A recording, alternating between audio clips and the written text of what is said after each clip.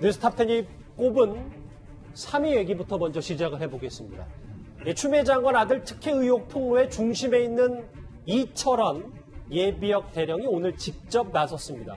그동안은 국민의힘 신원식 의원을 통해서 언급을 했었는데 본인이 직접 이렇게 증언을 하는 건 처음 있는 일입니다. 그는 몇 가지 주목할 만한 말을 했습니다. 과거 발언부터 잠깐 듣고 오겠습니다. 추미애 최초 그 아들이 어떻게 해서 카투사로 왔을 때 최초 그 분류부터 막 했고 저기 동계올림픽 갈 때에 막 압력 들어왔던 막 이런 것을 제가 다 안 받아들였지만 그걸 오픈할 수밖에 없는데 보냈고 또 처음에 이사단 와서 용산으로 보내달라는 것도 제가 뭐 규정대로 했고 근데 그런 것을 그때 그 당시에 부하들도 알고 카투사들도 알고 있어요. 글쎄요, 오늘 이 보도, 이 얘기가 좀 많이 주목이 됐거든요. 이유는 왜 그러냐면, 이현정이. 네. 용산 카투사로 보내달라는 청탁, 그리고 통역병, 평창통역병으로 차출해달라, 추미애 장관 아들을요. 이런 것들을 참모들로부터 보고받았다는 거예요, 실제로 이 대령이요. 네, 그렇습니다. 지난번에 아마 이제 녹취록이 공개가 됐을 때는 이제 익명으로 그때 공개됐었는데, 오늘 본인이 직접 자신의 이름을 내걸고 이 사항들을 이제 이야기를 했어요. 제가 이철원 전 대령에 대해서 주변에 알아보니까 굉장히 원리 원칙주의자라고 그럽니다. 깐깐한 그런 성격이라고 그러고. 이제 사실 이때가 언제냐면 2017년 6월 정도면요. 정말 이 정부가 처음 들어섰을 때 아니겠습니까? 7월 14일 날 이제 송영무 장관이 임명이 됐었는데 그때 추미애 장관이 여당 대표였어요. 네. 그러면서 뭘 이야기를 했냐면 군 개혁을 이야기를 했습니다. 자, 어떤 면에서 보면 정말 여당의 대표라고 한다면 군개혁을 이야기하면 우리들 입장에서 보면 정말 어떤 서슬이 퍼런 시대였거든요. 자, 그런 시대에 지금 이제 용산 배치 문제, 통역법 문제가 이제 이야기됐는데 당시에 그 용산 같은 경우는 사실은 이제 군인 그 카투사들 같은 경우에 정말 선망의 대상입니다. 요즘에 이제 컴퓨터로 추첨을 하기 때문에 일단은 이제 배치가 됐다가 아마 이제 전출 같은 거 이런 걸 아마 이야기를 한 것 같아요. 네. 그 통역병도 보면 그 다음에 이제 우리가 평창 동계올림픽 했지 않습니까? 당시에 통역병도 했는데 해군, 공군, 육군 같은 경우는 전부 다 시험 봐서 통역병 뽑았어요. 유일하게 카투사만 추첨식으로 했습니다.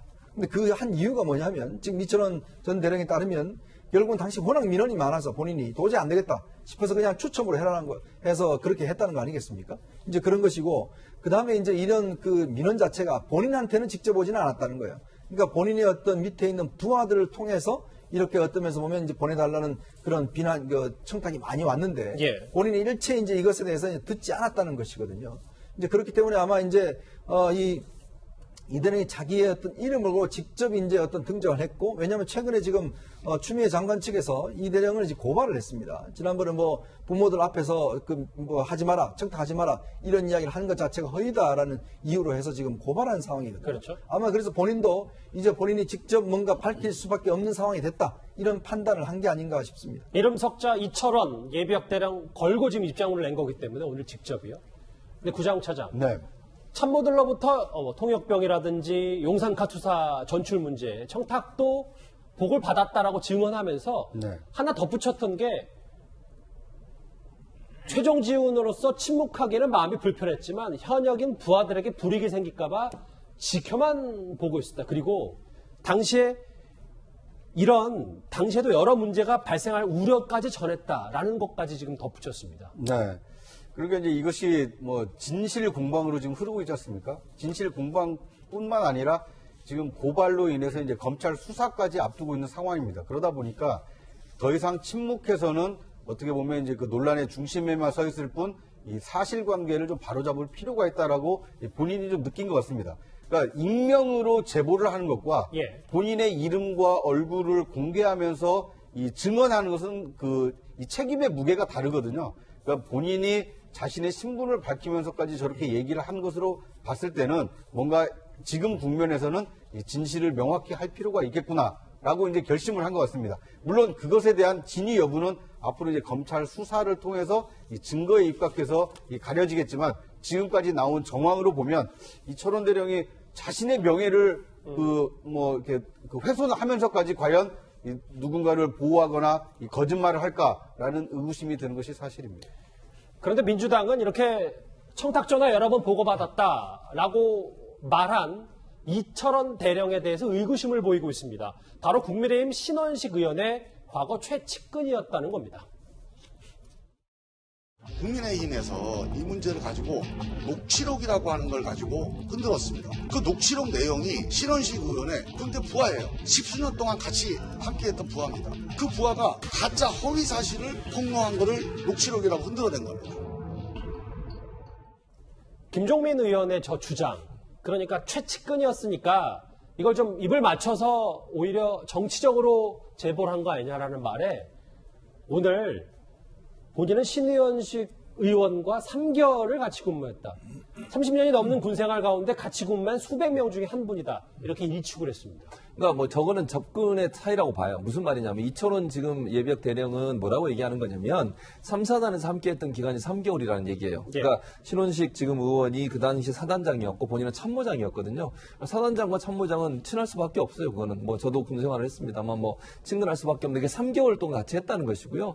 김종민 의원의 저 얘기는 뭐냐면 같은 부대에 즉 이렇게 사단장 참모장에 가까운 관계가 아니라 같은 뭐 예컨대 합참 또는 국방부 또는 뭐 수방사에 있을 때 본인이 근무했던 것으로 이분을 추천했다 뭐 이런 주장이 있거든요. 그래서 아마 같은 부대 내에서 근무한 기간까지 하면 이제 뭐 10수년이 된다 이렇게 얘기를 하는 것 같아요. 그러니까 이게 이제 어느 정도 밀접하게 근무를 했느냐의 문제와 아니면 같은 부대 내에서 근무를 했느냐 안 했느냐의 문제의 차이에서 아마 저렇게 다르게 얘기가 나온 것 같습니다. 근데 최 교수님, 누가 말을 했건 그 내용을 봐야지 그 말한 사람에 집중하는 것보다는 그 내용이 진위 여부만 가는 게 더 중요한 거 아닙니까? 일차적으로 그렇죠. 내용의 진위 여부가 중요하죠. 왜냐하면 저 내용이 정말 사실인지 아닌지를 확인해야 되고요. 다만 이제 정치적으로 오면 여든 야든 내용에 관계돼서 뭔가 좀 그 내용을 좀 그 뭐 탄핵시킨다고 표현할까요? 아니면 좀 진실성을 떨어뜨리기 위해서 메신저가 누구냐를 가지고 또 계속 그 공격하는 그런 성향들이 있잖아요. 여야든 그러다 보니까 아마 저렇게 나오는 것 같은데 중요한 건 정말 저분이 얘기한 내용이 사실이냐 아니냐 이걸 확인해야죠. 검찰이 그걸 확인해서 사실인지 아닌지를 밝히는 게 더 중요하다고 봅니다. 오늘 직접 나선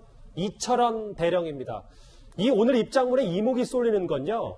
어제 군이 공식 발표로 이 연가, 병가에 대해서 의혹이 없다고 했는데 바로 지휘관이 추가 폭로를 했기 때문입니다. 그런데 아직도 의문점이 남는 건 추미애 장관 부부의 민원실 전화 미스터리입니다.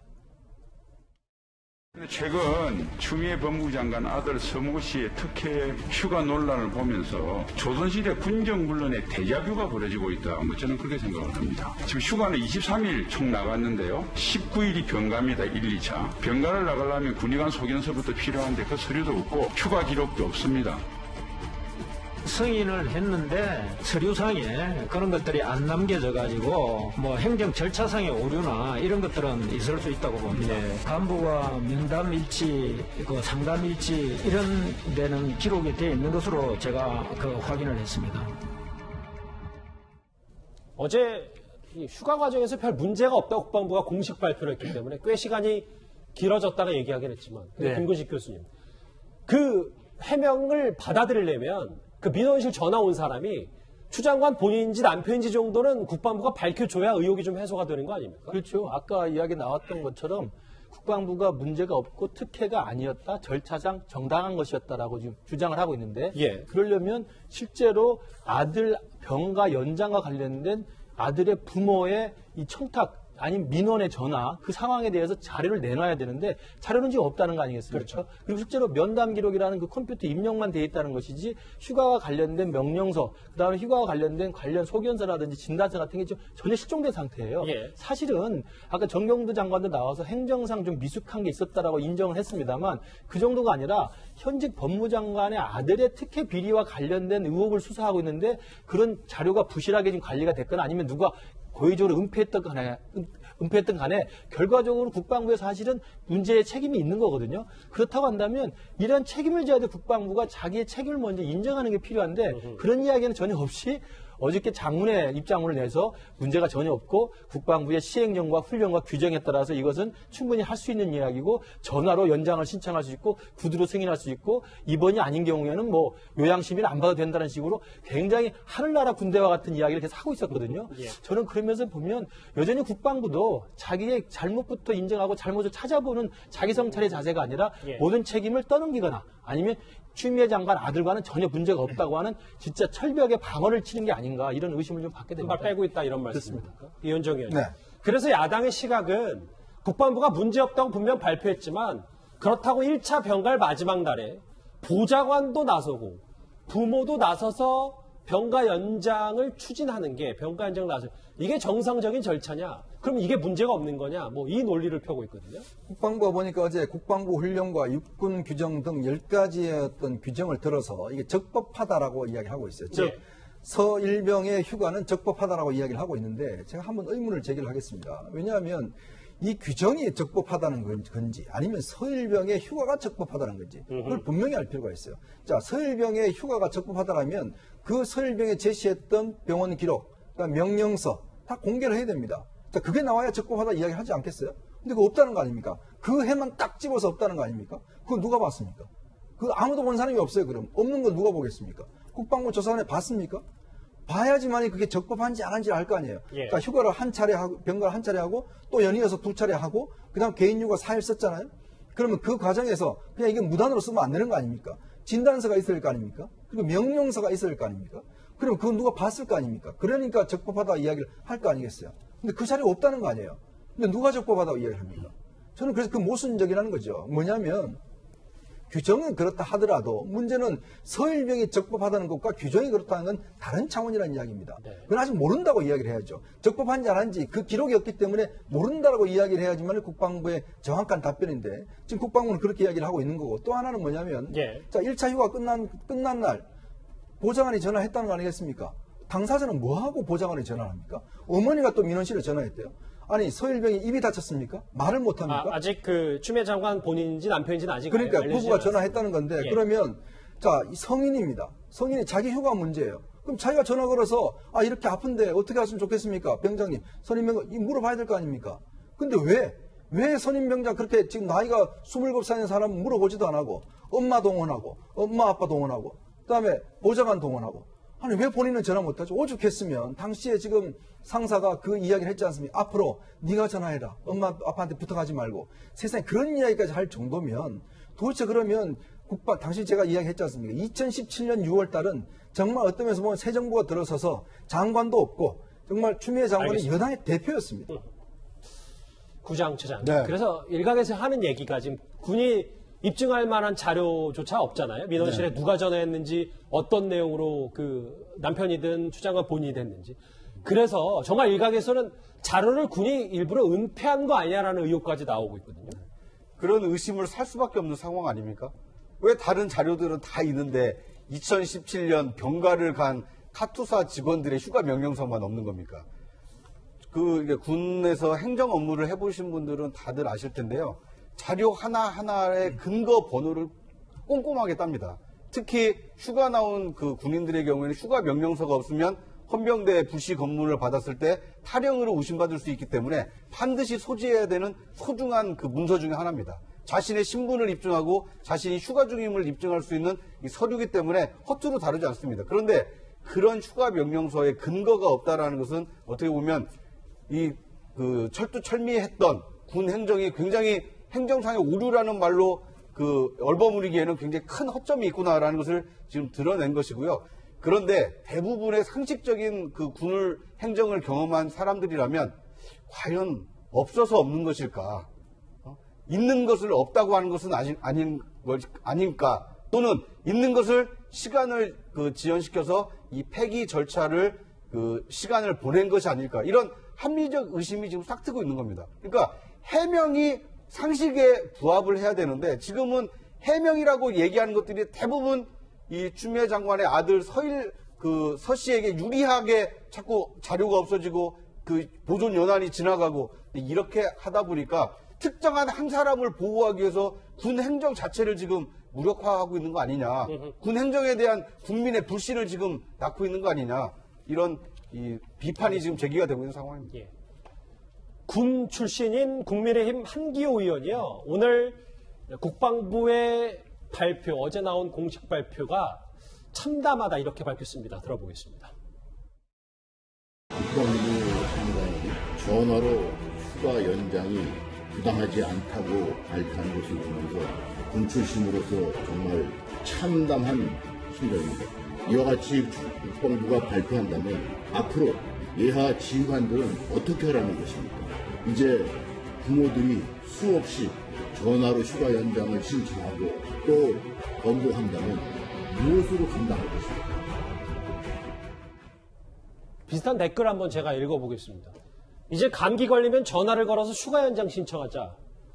전화하고도 부대에 늦게 도착해서 영창이나 군기교육대 다녀온 사람들 손해배상 청구하자 뭐 이런 말까지 나오는데 최정 교수님 이 얘기인 것 같아요. 위법이든 아니든 이게 중요한 게 아니라 그럼 앞으로 지휘관들 영이 서겠냐 그리고 군은 기강대로 움직일 수 있겠냐 앞으로 뭐 이런 얘기를 하고 있습니다. 그러니까 저 문제가 만약에 제대로 된 어떤 그 아프지도 않거나 아니면 뭐 수술도 안 받거나 진료도 안 했거나 이런 상태에서 저렇게 뭐 감기 가지고 휴가 연장해도 휴가 연장이 좀 안 되죠. 그거는 뭐 있을 수 없는 일이라는 생각을 해요. 근데 국방부의 발표로 보면 휴가 부득이한 사유가 있어서 예컨대 뭐 치료를 받거나 정말 진단서가 있어서 불가피하게 어쩔 수 없이 이렇게 바로 귀대할 수 없는 경우에 연장해주는 케이스가 있다고 얘기하고 있고 이게 만약에 서씨라는 분 저분 한계 케이스라면 이건 정말 큰 문제죠. 근데 만약에 국방부의 조사 결과 여러 케이스들이 있었다고 하면 그게 현재 군 병역 문화, 제가 군대에 있어 저는 89년도에 입대했으니까 지금 시간이 많이 지났잖아요. 그렇죠. 지금의 병역 문화가 바뀌었을 수는 있어요. 그래서 그런 여러 사람의 케이스가 있다고 하면 이제 서일병